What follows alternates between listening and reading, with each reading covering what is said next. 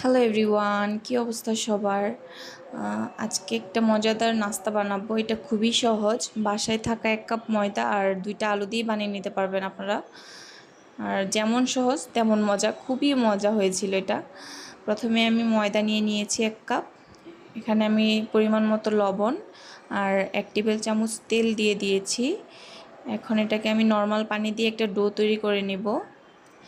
এখন এটা আমি রেস্টে রেখে দিব ঢাকনা দিয়ে। ভিতরের পুরটা রেডি করে নেব।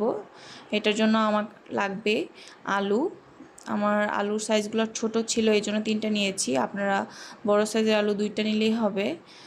প্রথমে আমি কড়াইতে পেঁয়াজ, রসুন, ধনিয়া গুঁড়া, হলুদ, মরিচ, টেস্টি সল্ট, 5 ফোড়ন দিয়ে ভালো করে ভেজে নিব। তারপর ঢাকনা দিয়ে এটা রান্না করে নিব।